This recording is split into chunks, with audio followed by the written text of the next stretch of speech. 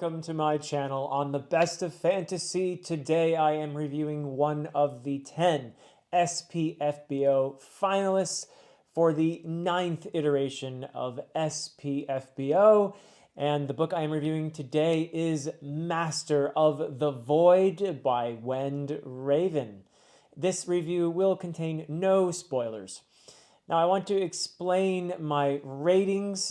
We are charged as judges for SPFBO to rate the books, the finalists, anywhere from 1 to 10. And for me, a 1 or 2 would be a book that I feel is seriously flawed and has major issues, whether it be with grammar, punctuation, spelling, and or the actual structure of the story. A 3 to 4 is a book that is flawed, but has a lot of promise and is something that I feel could be worked up into a great story with some more work. A 5 or 6 is a book that I really enjoyed. I had a great time with. I feel like it's a very good book. A 7 or 8 would be a book that deeply impressed me and I feel is really quite excellent. And a 9 to 10 would be one of my very new favorite books of all time. I mean, a 9-10, this would be absolute top of the top, cream of the crop. Now, to get on with the review, first I would like to congratulate Wend Raven, the author. And by the way, what a cool name for an author, Wend Raven. But I'd like to congratulate the author on not only putting together a lovely story, but on winning the very much deserved spot as an SPFBO finalist. The writing is very clean and competent. The characters have individual personalities, and I found myself becoming invested in some of those characters, while some of the relationships had some very interesting tension and conflict. There is really a lot of promise in this story in The Master of the Void. The book feels like the beginning of a series, perhaps, but it does conclude in a pretty logical place. Now, I want to say that this would be, I feel, ideal for perhaps slightly younger reading audience. That would probably be around 12, 13, depending on the kid. But also, it could be great for an adult who is open to having a nice whimsical read. There's some action in there, some very brief violence, and there's some death. But I would say that it is very mild. It is not described in detail for the most part. Most of the characters in the story as well are younger in age. There are some teens in there, some slightly younger. But I think this would be a great read for a fairly broad audience. Ideal, though, for perhaps 12 to 13. There is something of a school setting in the story, though that is not really, don't think Harry Potter or that sort of thing. There is some school setting, but it's relatively brief. The emphasis in the story is on the magic. It is not an overly complex system, and I do think system is the right word here. I would not necessarily slap the label hard magic onto it, though, but there is a clear system. There's a correspondence between colors and the type of magic that the magic user uses, or the ability that the magic user has, which is something that most people in this world will find out about when they reach the age of 13.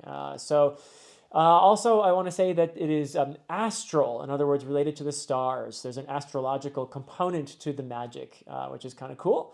And it is elemental as well, meaning it derives from the stars, but each of the colors with a power has a control over a particular element, if you will. So fire, water, earth, that sort of thing.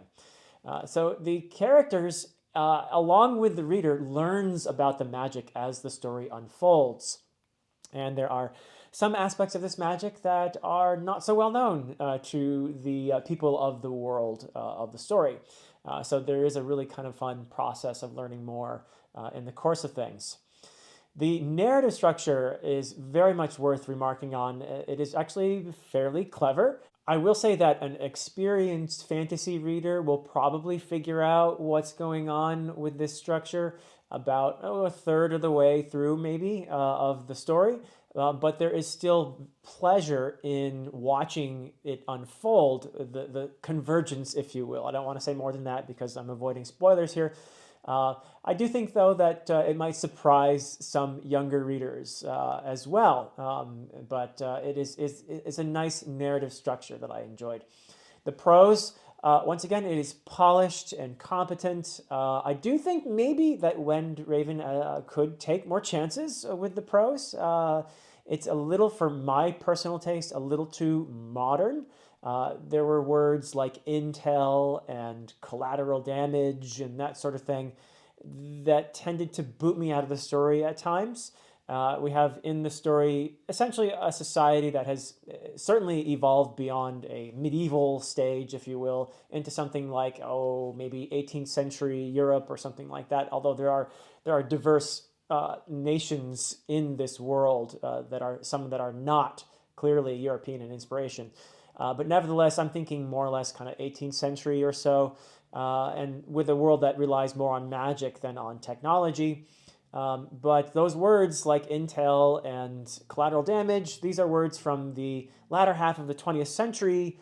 And for me, they're more fitting for maybe a modern spy novel or really anything set in the late 20th or the 21st century. All in all, though, I really did love the story. I enjoyed myself as I was reading it. I'm going to give it a score of 6, meaning I enjoyed this book very much. And I would certainly recommend it to anyone who is looking for a fun fantasy read. My congratulations once again to Wend Raven for putting together a really enjoyable story. That is it from me for now, but you will hear from me in about a week. I hope to put out about one review a week for the SPFBO finalists. And you can see my review of my finalist that I put forward, Murder at Spindle Manor, in the first stage of this contest. I'll put a link in my description so that if you're curious to see what my thoughts on that one, you can. All right, until next time.